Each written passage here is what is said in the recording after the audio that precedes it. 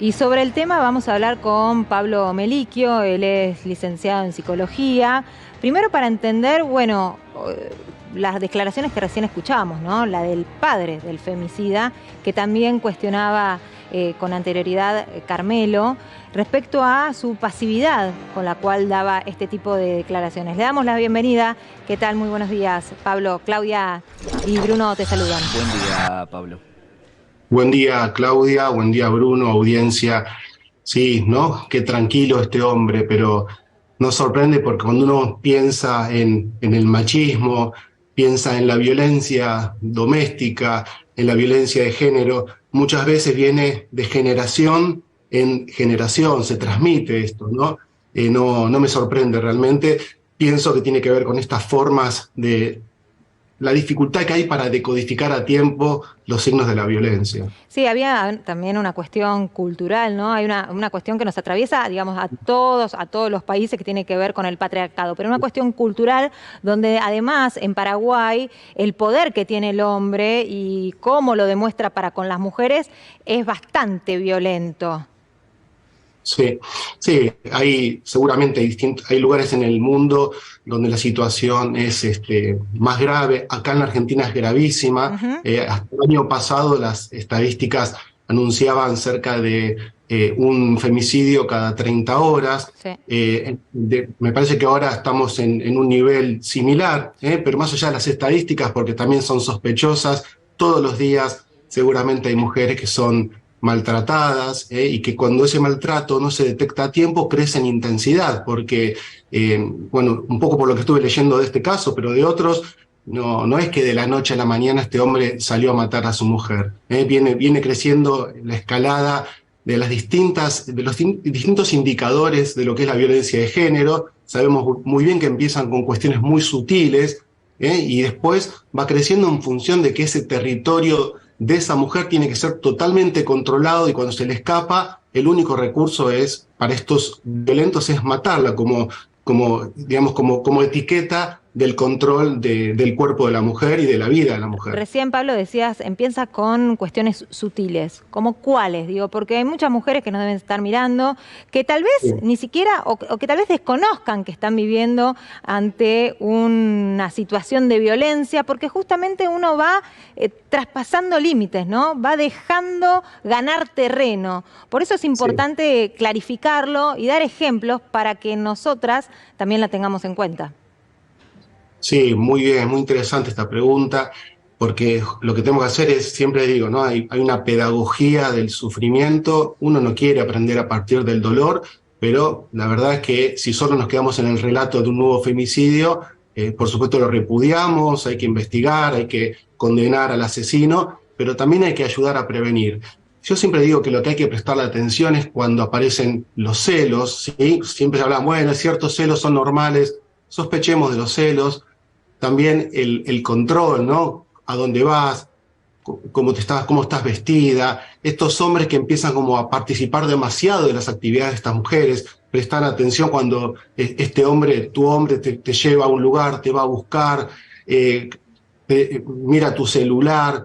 Y después, como son generalmente, cuando son finalmente femicidas, hablamos de personalidades psicopáticas, perversas, son calculadores, son personas también que tienen su ley, ¿no? Aplican su ley. Entonces va a estar todo bien si se establece el deseo de este hombre. Y pensemos que la felicidad tiene que ver cuando un hombre y una mujer tienen sus propios deseos y uno contribuye a que se realice el deseo del otro, ¿no? Cuando ya solo es el deseo del hombre, ¿no? Es más que un deseo, es una ley, es un capricho, y todo está bien hasta que la mujer empieza a jugar su propio deseo. Prestar atención a eso que es el deseo, ¿no? Y digamos, y siempre digo, cuando empieza a condicionar, empieza la violencia, ¿no? Violencia, condicionamiento, celos, control, no tiene nada que ver con el amor.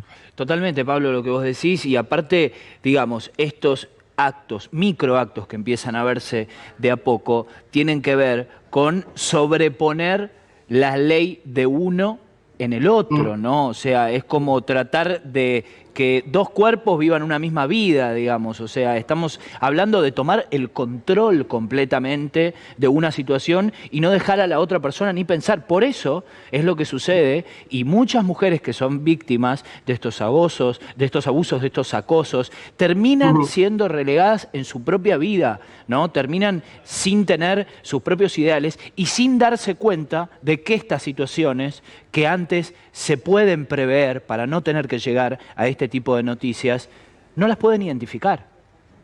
Claro, pero por eso tenemos que, bueno, es re importante que salgamos a, digamos, a avisar que la mujer tiene que prestar atención a estos signos, lo que se llaman micromachismos, que a veces se lo relativiza, porque es verdad que los hombres, todos todavía tenemos que repensar la masculinidad, qué es ser hombre, desarmar esos micromachismos. No todo hombre es un macho violento, pero todos los hombres tenemos que repensar qué es ser hombre. Como las mujeres también vienen, ¿no? Pensando qué es ser mujer, por eso los colectivos feministas. Es un tiempo de replanteo, de reflexión, donde tenemos que incorporar, los hombres tenemos que incorporar aspectos femeninos, las mujeres tienen que incorporar aspectos masculinos, tenemos que nutrirnos en las diferencias, pero la violencia de género, la violencia doméstica, tiene que ver con ese machismo que quiere el control del territorio de la mujer. Entonces, lo otro que hay que decirle a las mujeres, por favor, es que cuando empiezan a sentir que no son felices, que están condicionadas, que empiezan a tener un poco de miedo en su libertad de ser, que lo hablen con alguien, porque lo que suele pasar es que el miedo paraliza, entonces no se habla, se cree que ese hombre va a cambiar, es hiper conocido lo que se llama el circuito de la violencia, ¿no? La violencia crece en escalada, cuando el hombre se pone muy violento y la mujer dice que va a denunciar o que va a hablar con alguien, el hombre dice que se va a recomponer, que va a hacer una terapia, que va a hacer algo para estar mejor, aparece lo que se llama la luna de miel, que es, sí, el amor entre comillas, porque tampoco es amor, ¿no? Empiezan a estar un poco bien hasta que de vuelta la mujer quiere hacer algo de su propio deseo, de su propia libertad de ser, y aparece de vuelta los signos de la violencia. Entonces, desconfiemos de los primeros signos, no sean, ¿no? Este punto, no sean ingenuas, hablen, porque cuando uno empieza a hablar, empieza a sanar y empieza a darse cuenta dónde está metida, ¿no? Recién hablabas algo muy importante que tiene que ver con esto que, bueno, con esta palabra, ¿no?, que se empezó a utilizar en estos últimos tiempos de construcción, ¿no?, de construirnos para justamente rearmarnos. Y en eso es muy importante también el trabajo que tienen que hacer los varones, porque las mujeres venimos trabajando, venimos exponiendo estas situaciones, las vivimos en carne propia, pero hay un quiebre ahí que todavía no termina de forjarse. ¿Qué es lo que está pasando? ¿Cuál es esa resistencia? Sí, que son muchos años, ¿sí?, en la historia de esta humanidad donde se puso, digamos, se establecieron como esos lugares muy estancos, ¿no? Donde qué es ser hombre impuesto socialmente, qué es ser mujer impuesto socialmente. Imaginemos que, como recién escuchábamos al padre del femicida, ¿no? Si creces en un contexto donde se naturaliza que el hombre es potencia física, que el hombre es potencia sexual, que el hombre no puede mostrar debilidad emocional, no puede llorar, tiene que estar, ¿sí?, siempre bien, fuerte, tener esas potencias. Bueno, por eso después cuesta deconstruir. Yo en el consultorio, ¿cuántos hombres recibo que no pueden llorar, que no pueden decir lo que sucede dentro de su mundo interior? Entonces, me parece que es esto, empezar a confiar de que tanto hombres como mujeres tenemos un mundo emocional, ¿no? Ser hombre no significa no llorar, ¿sí? Entonces creo que también empezar a expresar el mundo interior, poner palabras, porque justamente lo opuesto a la violencia es la palabra, es el diálogo. Si ponemos palabras, si dialogamos, si somos críticos, ¿no? Los hombres también ser críticos. Digo, ¿cómo me estoy manejando con mi mujer, con mis mujeres, con las mujeres? ¿No? Creo que hay que escuchar a las mujeres también, ¿no? Porque a veces parece que es un signo de debilidad escuchar lo que están reclamando las mujeres. Escuchar a las mujeres y dejar que se expresen con su libertad de ser. Los hombres que crecieron en el machismo y que terminan en esta historia de maltrato, de violencia de género y de femicidio, es porque no escuchan, de vuelta, ¿no? Tienen la verdad con mayúscula y van limitando a la mujer y no creen en esa mujer. El amor tiene que ver con creer en el otro, no en la otra. Es dos felicidades que se encuentran, que se acompañan en sus proyectos. Bueno, eso te iba a preguntar también, ¿no? ¿Cuáles son las características de las personas que terminan asesinando, en este caso a mujeres, ¿no? Porque estamos hablando de femicidios y remarcamos esto porque se está dando mucho en la Argentina y lo queremos seguir hablando y profundizando, pero ¿cuáles son las características que tienen estos femicidas? Porque la decisión de terminar matando a tu pareja, me imagino que algún denominador común de personalidad debe tener. Digo, no cualquiera asesina a su pareja. No, y que va más allá también de estos micromachismos que hablábamos, ¿no? Debe haber algo, alguna característica más importante que pueda también definirlo. Sí, por supuesto, claro. No todo, por eso yo decía, no todo hombre, porque en general la mayoría de los hombres, salvo las nuevas generaciones, que han crecido con padres y madres también empoderados, ¿no? Porque también tenemos nuevas generaciones que todavía reproducen muchos signos del machismo, pero los pibes y las pibas que están creciendo, donde hay una pareja, una mamá y un papá, o una estructura familiar donde ya están deconstruidos, vienen con otra impronta. Pero muchos hombres todavía jóvenes que están creciendo, se comieron el discurso del machismo y no van a ser femicidas.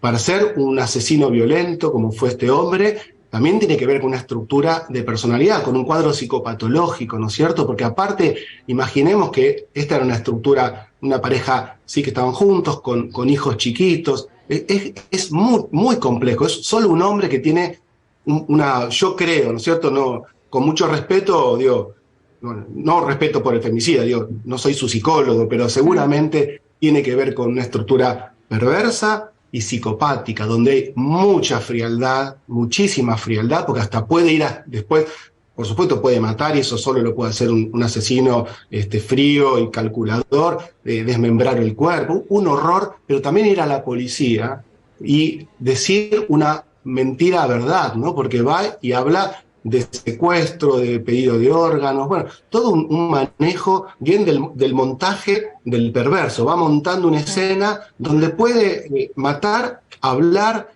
hasta que después quiebra porque la policía lo va llevando, pero es un, digamos, como último recurso. Pero es esto, ¿no? Hay que prestar atención también. Hay cuadros psicopatológicos que tienen que ver con preparar la escena del crimen y tienen que ver con esas personalidades frías, calculadoras, psicopáticas, que no les importa nada al punto tal que no sé qué había detrás de esta historia, pero supongamos que hay una historia de infidelidad. Bueno, o sos para mí o no sos para nadie. Entonces, ahí está el capricho, la ley, la frialdad, ¿no? Y cuando escucho esa frase, la verdad que me pone la piel de gallina. Es horrible escuchar ese tipo de cosas, y más horrible es ver estos hechos, ¿no? Estos femicidios que se dan, como bien decíamos, el año pasado, uno cada 30 horas aproximadamente, y los números no bajan en ningún momento, y tenemos que seguir contando estas noticias tremendas. Pablo, muchísimas gracias por brindarnos tu información y tu especialidad, así que te agradecemos que estés de este lado también con nosotros.